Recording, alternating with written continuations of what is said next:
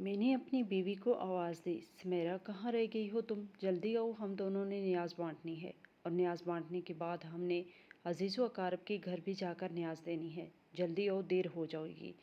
اپنی بیوی کو آواز لگاتے ہوئے میں نے تمام نیاز کے لیے بنی گئی دیگیں ایک گاڑی میں رکھوائی اور پھر گاڑی کا دروازہ کھول کر بیٹھ گیا۔ میری آنکھیں آج بھی نم تھی۔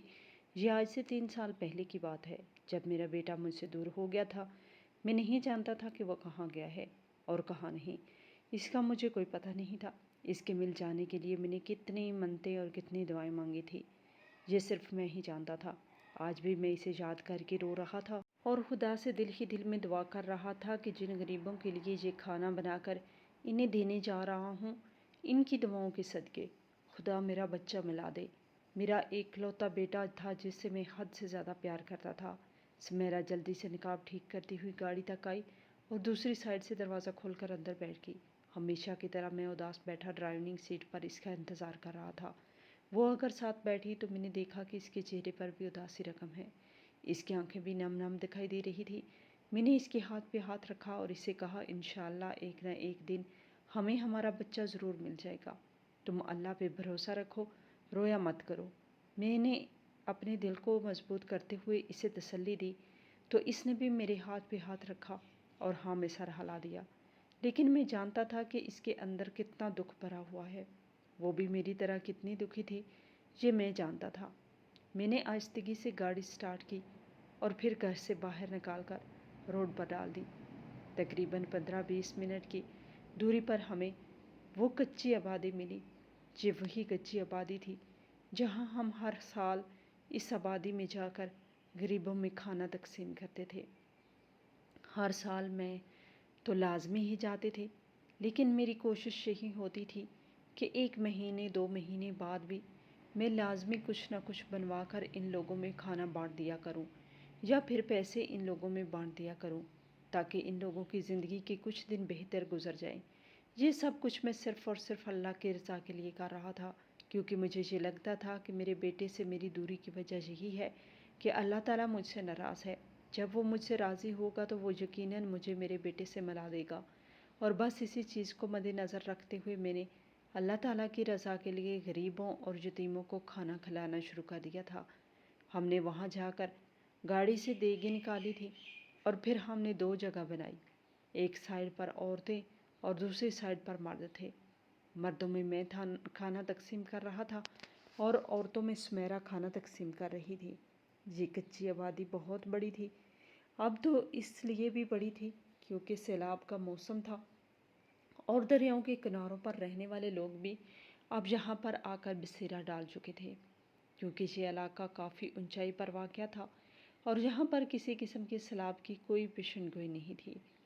اسی وجہ سے وہ ساحلی علاقوں پہ رہنے والے لوگ بھی، جو کہ وہاں کے مچھیرے تھے، یہاں آ کر بس گئے تھے۔ انہوں نے یہاں پر اپنی جھونپڑیاں لگائی ہوئی تھی اور آج میں نے ان لوگوں کو دیکھا تو ان سبھی کو ایک ساتھ یہاں پر بلا لیا اور سبھی کے لیے کھانا بانٹنے لگا۔ بیوی کو سخت تاکید کی کہ وہ کسی ایک بچے کو بھی بھوکا نہ چھوڑے، ہر کسی کو پیٹ بھر کر کھانا دے اور اگر کوئی اپنے گھر کے لیے مانگے تو نہیں بھی دیتی جائے۔ اس نے بھی میری بات کی تائید کی تھی اور وہ بھی میری طرح ہی کھانا دے رہی تھی۔ میں نے اس کی طرف 2 دیگیں بھیجی تھی اور اپنی طرف بھی 2 دیگیں چلا رہا تھا۔ میرے ساتھ کام کرنے والے میرے تمام ملازمین بھی اپنے اپنے کام میں لگے ہوئے تھے۔ سب کچھ ہمیشہ کی طرح ٹھیک چل رہا تھا۔ لوگوں کے چہروں پر خوشی دیکھ کر میرا دل سکون پانے لگا تھا۔ مجھے یوں لگتا تھا جیسے میں نے یہیں پر ہی اپنی دنیا بنا لی ہے۔ ایسا سکون کبھی آج سے پہلے میں نے محسوس نہیں کیا تھا۔ ابھی میں لوگوں کو کھانا دے ہی رہا تھا کہ اچانک ہی ایک بچہ میرے سامنے آیا اور کہنے لگا، صاحب جی مجھے بھی دے دیجئے، کافی دن سے بھوکا ہوں، میرے بابا بھی بڑے بھوکے ہیں، وہ چل نہیں سکتے، آپ مجھے ان کا بھی دے دیں، میں ان کو جا کر دے آتا ہوں۔ وہ معصومیت سے پھٹے پرانے کپڑے پہنے میلے میلے ہاتھوں کے ساتھ بڑی معصومیت سے مجھے کہہ رہا تھا۔ اس کی آواز اتنی پیاری تھی کہ بار بار اس کی آواز سننے کو دل کرتا تھا۔ میں نے اس کی طرف دیکھا تو میری آنکھیں پھٹی کی پھٹی رہ گئی۔ میرے دل میں جو پلیٹ تھی وہ گر پڑی تھی اور میرا دل دھک دھک کرنے لگا تھا۔ کیا میری اتنی جلدی سن لی گئی تھی؟ کیا خدا مجھ سے راضی ہو چکا تھا؟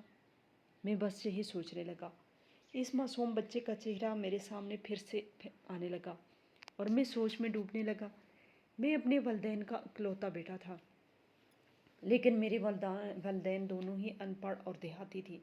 اللہ تعالیٰ نے ہمیں بہت سی زمینوں سے نواز رکھا تھا، لیکن میرا ان زمینوں میں سے کوئی حصہ واسطہ نہ بنتا تھا۔ میں چاہتا تھا کہ میں شہر جاؤں اور پڑھوں لکھوں۔ بچپن ہی سے میری یہی خواہش تھی۔ میں شہر جا کر پڑھ لکھ کر ایک بڑا آدمی بننا چاہتا تھا۔ گاؤں کے سرکاری اسکول سے میں نے 5ویں تک تعلیم حاصل کی، اور جب 5 تک پڑھ چکا تو میں نے ایک روز اپنی ماں سے اچانک ہی اپنی خواہش رکھی تھی کہ مجھے کھانا نہیں کھانا، مجھے بس شہر جانا ہے اور شہر جا کر پڑھنا ہے۔ شہر جا کر پڑھوں گا تو ایک بڑا آدمی بن جاؤں گا۔ میری ماں نے میرے سر پر ہاتھ پھیرا اور کہا، بیٹا، کس نے کہا ہے کہ شہر میں جا کر انسان بڑا آدمی بن جاتا ہے؟ تو میں نے بڑی معصومیت سے کہا کہ امی، ہمارے جو ٹیچر ہیں نا، یہ باہر سے پڑھ کر آئے ہیں اور یہ بڑے آدمی ہیں۔ آپ جانتی ہیں جو انسان پڑھ لکھ جاتا ہے وہ بڑا آدمی ہوتا ہے، اور مجھے بھی ان جیسا ایک بڑا آدمی بننا ہے۔ ان کا کہنا ہے کہ وہاں پر جو بھی جاتا ہے پڑھ لکھ کر بہت بڑا افسر بن جاتا ہے، جس طرح وہ بہت بڑے استاد بن کر آئے ہیں۔ اس سے کہیں زیادہ بڑا افسر جانے والا بن کر آتا ہے، تو میں بھی وہاں جا کر ایک بڑا آدمی بننا چاہتا ہوں۔ میری ماں نے یہ بات سنی تو مجھے سینے سے لگا لیا اور کہا، اچھا ٹھیک ہے، میں تمہارے بابا سے بات کرتی ہوں۔ ماں نے بابا سے بات کی۔ وہ پہلے تو نہ مانے، لیکن پھر مجھے شہر پڑھنے کے لیے بھیج دیا۔ لیکن وہاں پر میں اکیلا ہوتا اور میرے ساتھ جانے والا کوئی بھی نہیں تھا۔ پہلے تو استاد صاحب کے کسی جاننے والے نے مجھے پاس رکھا، لیکن پھر اس کا کہنا تھا کہ بچہ بڑا ہو رہا ہے اور میرے گھر میں بھی بیٹیاں ہیں، میں اسے اپنے گھر میں نہیں رکھ سکتا، اسے آپ لوگوں نے جہاں رکھنا ہے وہاں رکھیے۔ لیکن میری ابھی بھی عمر کم تھی، اکیلے رہنے کا میں ابھی تک سوچ نہیں سکتا تھا۔ بابا نے یہ سب سنا تو انہوں نے اپنی کچھ زمینیں بیچ دی اور پھر شہر میں میرے پاس آ کر رہنے لگے۔ انہوں نے گھر لے لیا تھا، ہم بس اسی گھر میں رہتے۔ سارا خرچہ میرے پڑھائی کا بس انہی زمینوں سے ہوتا، جو پیسے آتے انہی سے ہی خرچ پورا ہو رہا تھا۔ یہاں کا کہ کوئی کام دھندے بابا نہیں جانتے تھے۔ آہستہ آہستہ پڑھتے پڑھتے میں 10ویں جماعت تک آ گیا، اور 10ویں کے بعد میری جو پڑھائی تھی وہ بہت مہنگی تھی، اسی لیے بابا آہستہ آہستہ اپنی زمینیں بیچتے رہے اور میری پڑھائی پر لگاتے رہے، اس امید کے ساتھ کہ کسی نہ کسی دن میں پڑھ لکھ کر ایک بڑا افسر تو بن ہی جاؤں گا اور پھر ان کے سارے خواب پورے ہو جائیں گے۔ اور میں بھی یہی سوچ رہا تھا۔ بچپن سے جو چیز میں نے اپنے دماغ میں ٹھان لی تھی، مجال تھی کہ اگر میں اسے ذہن سے نکال دیتا۔ FSC کرنے کے بعد میں نے BSc کیا اور پھر MA MPhil کرنے کے بعد خدا نے مجھے ایک بہت اچھی کمپنی میں نوکری دے دی۔ اس بات پر میری ماں بہت خوش تھی، لیکن میرے پاپا کی اب طبیعت خراب رہنے لگی تھی۔ گاؤں کی جو زمینیں تھیں وہ ساری کی ساری بک چکی تھی، کیونکہ میں نے ایسی مہنگی پڑھائی کی تھی۔ اس کے لیے ایک کلاس کا 1-2 لاکھ کا خرچ لازمی ہو جاتا تھا۔ دوسری طرف گھر بھی چلانا تھا، گھر کے بھی 100 اخراجات تھے۔ بابا کی طبیعت خراب ہوئی تو میں انہیں ڈاکٹر کے پاس لے گیا۔ ڈاکٹر نے بتایا کہ انہیں بلڈ کینسر ہے اور بس ان کے پاس کچھ ہی دن باقی بچے ہیں۔ اب مجھے سمجھ آئی تھی کہ بابا آخر کیوں یہاں آنے سے کتراتے تھے۔ انہیں تو گاؤں کی ٹھنڈی ہوا پسند تھی، اور یہاں آنے کے بعد وہ کئی گھنٹے کہیں اکیلے جا کر گزار آتے تھے۔ میں پوچھتا ان کا کام دھندا بھی کوئی نہیں تھا، پھر وہ کہاں گئے تھے، تو وہ بات کو ٹال دیتے۔ وہ مجھے کہتے کہ ابھی اتنا بوڑھا نہیں ہوا کہ میرا دماغی توازن خراب ہو جائے اور تو میرے لیے پریشان ہوتا بھی رہے، ابھی اپنے ہوش و حواس میں ہو، جب بھی لوٹوں گا تو اپنے گھر ہی لوٹوں گا، تمہیں پریشان ہونے کی ضرورت نہیں ہے۔ وہ مجھے اس طریقے سے ڈانٹ دیتے، میری مسکراہٹ نکل جاتی اور پھر وہ بھی مسکراتے ہوئے اپنے کمرے میں چلے جاتے۔ یہ تو مجھے آج سمجھ میں آیا کہ بابا کئی گھنٹے کہاں گزارتے تھے۔ وہ کسی ڈاکٹر کے پاس اپنا علاج کروا رہے تھے، لیکن وہ بتا نہیں رہے تھے۔ جب مجھے اس بارے میں علم ہوا، میں نے بابا سے کہا کہ بابا، آپ نے مجھے کیوں نہ بتایا کہ آپ ڈاکٹر کے پاس جا کر اپنا معائنہ بھی کرواتے تھے، لیکن آپ نے کبھی اپنا علاج کیوں نہ کروایا؟ تو وہ مسکراتے ہوئے میرے سر پر ہاتھ پھیر کر کہنے لگے، بیٹا یہ جو ساری زمینیں تھی تیری پڑھائی کی نظر میں نے کر دی تھی۔ میں جانتا تھا کہ اپنا وقت میں تو گزار چکا ہوں، لیکن تم سے وقت نہیں گزارا جائے گا۔ آگے آنے والا دور بہت بڑی مشکل لے کر آئے گا، اور پھر تم کہاں سے پیسے لاؤ گے؟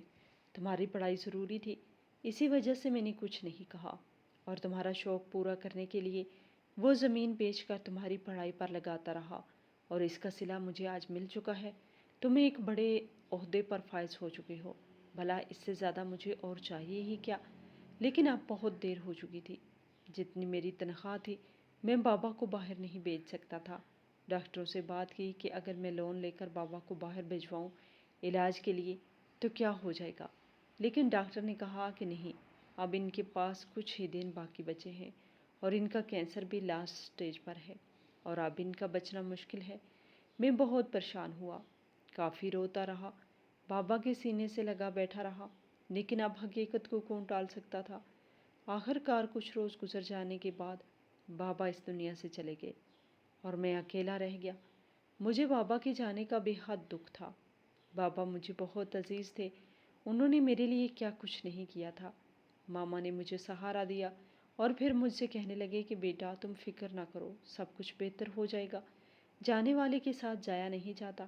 تمہارے بابا بہت اچھے انسان تھے، میں نہیں چاہتی تھی کہ میرے جانے سے پہلے وہ جائیں، لیکن خدا کو یہی منظور ہوگا۔ بیٹا صبر سے کام لو، دیکھو میں بھی تو صبر کر رہی ہوں، اب بس میری ایک ہی خواہش ہے کہ تم شادی کے لیے جلد سے جلد راضی ہو جاؤ۔ میں نے گاؤں میں تمہاری خالہ کی لڑکی دیکھ رکھی ہے، اور تمہاری خالہ کو زبان بھی دیکھ رکھی ہے۔ مجھے جواب دو گے تو میں جا کر وہاں شادی کی بات کراؤں گی۔ لیکن خالہ کی بیٹی کا سن کر تو میرے پیروں تلے سے زمین نکل گئی تھی۔ وہ دیہاتی لڑکی مجھے بالکل اچھی نہیں لگتی تھی، نہ تو وہ پڑھی لکھی تھی، نہ ہی اسے پڑھنے اوڑھنے کا ڈھنگ تھا، نہ ہی اسے کسی چیز کا کوئی سلیقہ تھا۔ میں اس لڑکی کے ساتھ زندگی نہیں گزار سکتا تھا۔ پڑھ لکھ کر بڑا افسر بننے کے بعد مجھے اب دیہاتی لوگوں سے کوئی رابطہ بھی نہیں رکھنا تھا۔ اس لڑکی سے شادی کرنا تو بہت دور کی بات تھی، لیکن میں اپنے آفس کی ایک کولیگ کو پسند کرنے لگا تھا، اور مزے کی بات یہ تھی کہ وہ بھی مجھے پسند کرنے لگی تھی۔ ہم دونوں کے درمیان بات چیت ہونے لگی، اور پھر بات چیت نہ جانے کب تک ہم دونوں کی پسندیدگی میں بدل گئی، اور پھر اس نے مجھ سے رشتہ بھیجنے کا مطالبہ کر دیا۔ ابھی میں اس بارے میں سوچ ہی رہا تھا کہ والد کی وفات کے بعد ماں نے میرے سامنے یہ بات رکھ دی تھی۔ میں نے فوراً سے ماں کو اس بات پر انکار کر دیا، اور اسے کہا کہ اگر میں شادی کروں گا تو اپنی مرضی سے کروں گا، اس لڑکی سے ہرگز نہیں کروں گا جو گاؤں کی ان پڑھ گنوار ہو۔ ماں نے مجھے بے حد سمجھانا چاہا کہ بیٹا وہ بہت اچھی لڑکی ہے، بے شک وہ پڑھی لکھی نہیں ہے، لیکن تمہارے گھر کو سنبھالے گی، اور میری بہت خواہش ہے کہ تم اس لڑکی سے شادی کرو۔ لیکن میں نے صاف صاف انکار کر دیا۔ میرے انکار پر میری ماں کے چہرے پر ہوائیاں اڑی تھیں، اور ان کا رنگ تبدیل ہو چکا تھا۔ یوں محسوس ہو رہا تھا جیسے انہیں یہ بات بہت ناگوار گزری ہو، لیکن انہوں نے میری خواہش کے آگے سر جھکا دیا۔ میں نے انہیں اپنی پسند کی لڑکی کے بارے میں بتایا، اور انہیں تصویر بھی دکھائی، لیکن انہیں کچھ خاص پسند نہیں آئی۔ کہنے لگی، بیٹا تمہاری پسند کی بات ہے، اسی لیے میں جا کر اس کا رشتہ مانگ لوں گی، لیکن یہ بات یاد رکھو کہ مجھے وہ بالکل بھی پسند نہیں آئی۔ میرے دل کو تو بس میری اپنی بھانجی ہی بھائی تھی، اپنی بہو کے طور پر، اور میں اس کے علاوہ میں کسی کو اپنی بہو کے روپ میں دیکھنا اچھا نہیں سمجھتی۔ لیکن تمہاری خوشی ہے تو چلو، تمہارے ساتھ چل لیتی ہوں۔ میں اپنی ماں کو ساتھ لے کر اس کے گھر گیا۔ وہ بھی ماں باپ کی اکلوتی تھی۔ اس کی ماں بچپن ہی سے اس دنیا سے چلی گئی تھی، جبکہ اس کے پاپا صرف اس دنیا میں موجود تھے۔ وہ بہت بڑے بزنس مین تھے، ان کا نام اس شہر میں بہت جانا جاتا تھا۔ انہیں دیکھنے اور ان کے بارے میں جاننے کے بعد میں نے حیرت سے سمیرا کی طرف دیکھا اور کہا، اگر تمہارے بابا اتنے بڑے بزنس مین ہیں تو تمہیں ایک کمپنی میں جاب کرنے کی کیا ضرورت ہے؟ تم اپنے آفس میں بھی تو جاب کر سکتی ہو۔ تو وہ کہنے لگی، ہاں میں کر سکتی ہوں، لیکن مجھے ایک اچھے لڑکے کی ضرورت تھی جو ایمانداری سے کام کرتا ہو، جو اگر میرا بزنس بھی اسے سنبھالنا پڑے تو وہ سنبھال لے، کیونکہ میرے بابا کا سب کچھ میرا اپنا ہی ہے، اور پھر وہ گھر مجھے تم میں دکھائی دیے اور میں نے تمہیں چننے کا فیصلہ کر لیا۔ اس میں اس لڑکی سے محبت کرنے لگا تھا، اس لیے بھی مجھے اس کے یہ شرط قبول ہوئی اور پھر میں نے اس سے شادی کر لی۔ ماں اس شادی سے خوش نہ تھی، لیکن شاید میری مرضی میں خود کو خوش کر لیا تھا، لیکن ان کا چہرہ اچھے سے بتاتا تھا کہ وہ کس قدر رنجیدہ دکھائی دیتی تھی۔ خیر میری شادی کی کچھ عرصے بعد ہی وہ اس دنیا سے رخصت ہو گئی۔ ان کی وفات پر گاؤں کے کافی عزیز و اقارب آئے تھے، ان میں سے میری خالہ بھی موجود تھی۔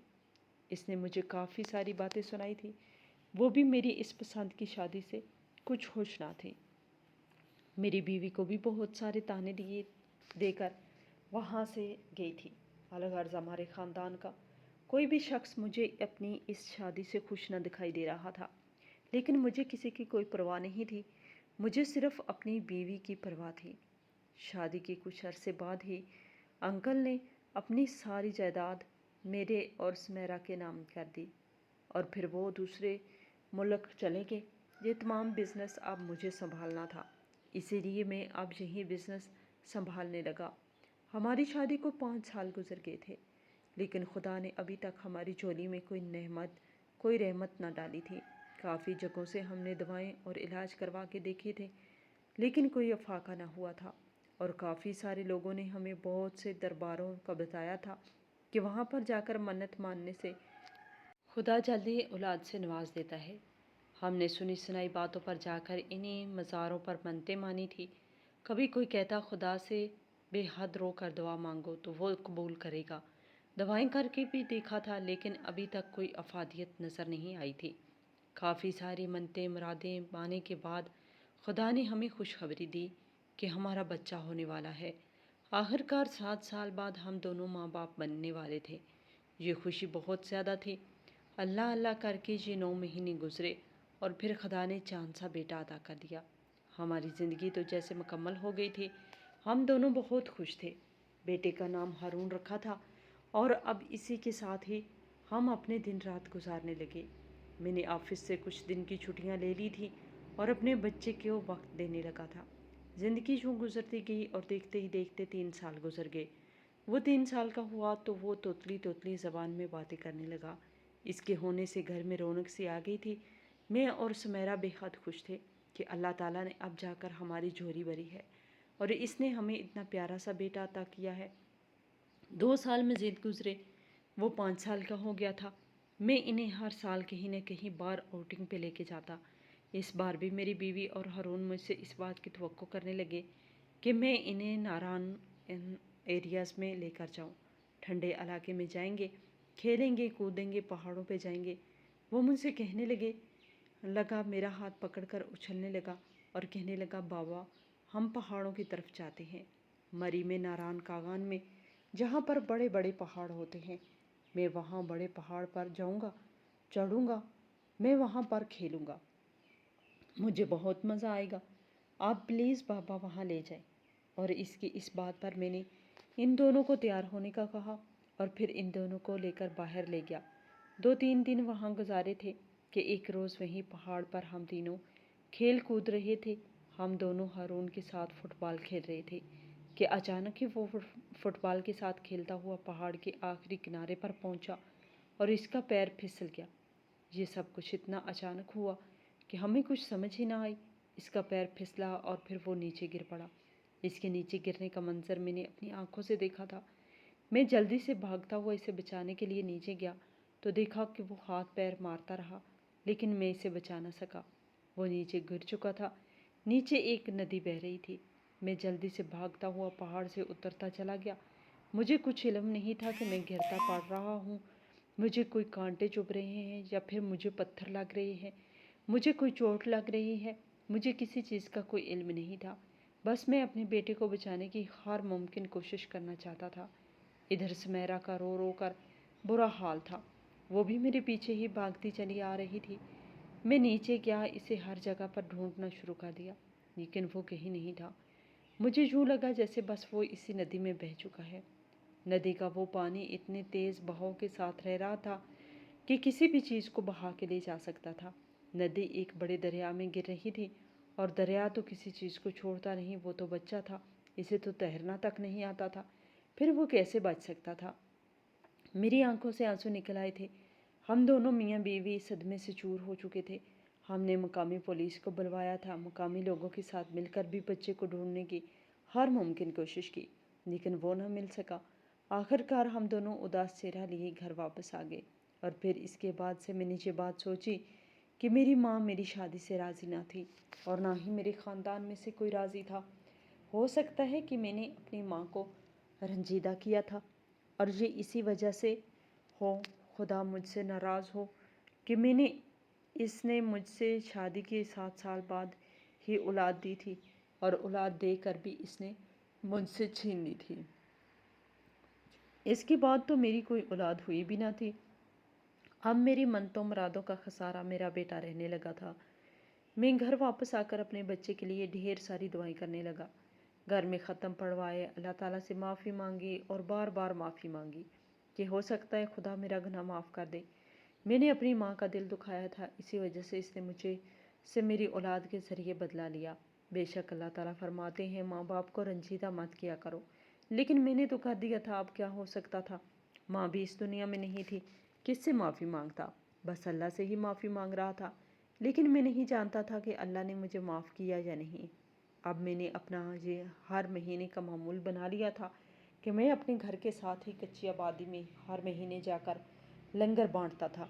हर महीने ना जा पाता तो 6 माह बाद तो साल बाद तो लाजमी ही जाता था। अब भी मैं ऐसा ही कर रहा था। यहाँ पर लंगर बांटने आया ही था कि अब मेरे सामने ये फटे पुराने कपड़े पहने मासूम सा बच्चा मासूमियत से कह रहा था कि मेरा बाप बीमार है और मुझे आप इसके लिए खाना दे दें ताकि मैं इसे देकर आऊँ। और इस बच्चे को देखकर तो जैसे मेरे पैरों तले से ज़मीन निकल गई थी। मैंने इसका हाथ पकड़कर इससे कहा, बेटा तुम कौन हो, तुम्हारा बाप कहाँ है, तुम लोग यहाँ कहाँ से आए हो, पहले तो मैंने तुम लोगों को कभी यहाँ पर नहीं देखा। तो वो कहने लगा कि हम मछेरे हैं, मेरे बाबा मछलियाँ पकड़ते हैं, लेकिन अब कुछ दिनों से इनकी तबीयत ख़राब है और वहाँ पर सैलाब था तो हम यहाँ आ गए। आप मेरे बाबा के लिए खाना दे देंगे। इसने इतनी मासूमियत से कहा कि मुझे इस पर प्यार आया। ये बच्चा कोई और नहीं बल्कि मेरा अपना ही बेटा हारून था, लेकिन इसने मुझे पहचाना कैसे नहीं था। हो सकता है कि ये बच्चा हो और इसको मेरी शक्ल भूल गई हो। मैंने इसको अपनी गोद में उठा लिया, इस बात की परवाह किए बगैर कि वो कितना मैला कुचैला है। अपने हाथ में एक प्लेट ली और फिर इसके साथ इसकी झोंपड़ी की तरफ गया तो वहाँ एक नहायत ही बूढ़ा ज़ईफ़ अल उम्र इंसान मौजूद था जो खामोशी से आंखें मूंदे बैठा था।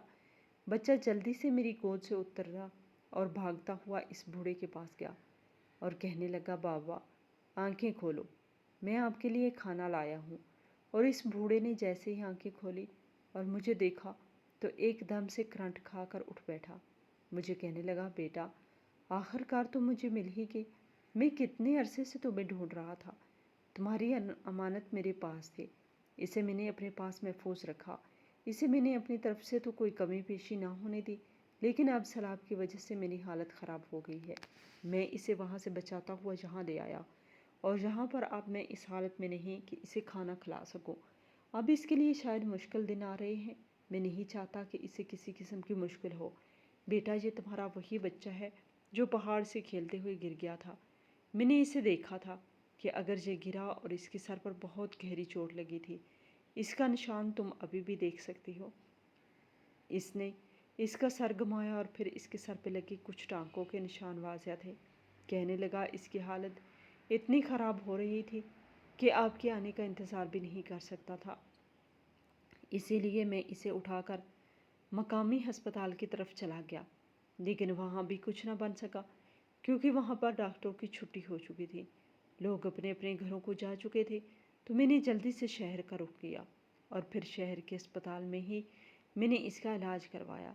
जब तक मैं वापस आया तो आप लोग जा चुके थे। लोगों ने मुझे आपकी तस्वीर दिखाई थी। तब से मैं आपके बच्चे को इमानत के तौर पर अपने पास रखे हुए था। मैं नहीं जानता था कि आप लोग कहाँ से हो और कहाँ से नहीं, लेकिन मैं हर साल वहाँ सैर पर आने वाले लोगों में आपका चेहरा तलाश करता था। बेटा अब मुझे लगता है कि मेरे पास भी ज़्यादा दिन नहीं बचे और अब आप मुझे मिल चुके हैं तो मैं आपकी इमानत आपको लौटाना चाहता हूँ। ये कहते हुए इसने इस बच्चे का हाथ पकड़कर میرے ہاتھ میں دیا اور کہا بیٹا یہ آپ کے بابا ہیں اور میں آپ کا دادا ہوں۔ یہ کہتے ہوئے اس نے بڑے پیار سے اس بچے کے سر پر ہاتھ پھیرا تو مجھے مسکراتی ہوئی چمکتی ہوئی نگاہوں سے دیکھنے لگا۔ دروازے پر آہٹ ہوئی تو میں نے پیچھے مڑ کر دیکھا، وہاں سمیرا کھڑی تھی جو شاید مجھے ڈھونڈتی ڈھونڈتی جہاں تک آئی تھی۔ اس نے کھانا تقسیم کر لیا تھا اور اب مجھے بلانے آئی تھی، جبکہ سامنے بچے کو دیکھ کر اس کی آنکھوں سے آنسو نکل آئے تھے۔ وہ تو ماں تھی، وہ کیسے اپنے بچے کو نہیں پہچان سکتی تھی۔ آج ہمارا بچہ 8 سال کا ہو چکا تھا۔ بھاگتا ہوا وہ میرے سینے سے لگا اور پھر میں ماں کے سینے سے لگا۔ ہم نے اس بوڑھے کا بھی حد شکریہ ادا کیا اور میں اسے وہاں جھونپڑی سے اٹھا کر اپنے گھر لے آیا، کیونکہ اس نے مجھ پر بہت بڑا احسان کیا تھا اور وہ جس حالت میں تھا اب میں نہیں چاہتا تھا کہ وہ بے سہارا مرے۔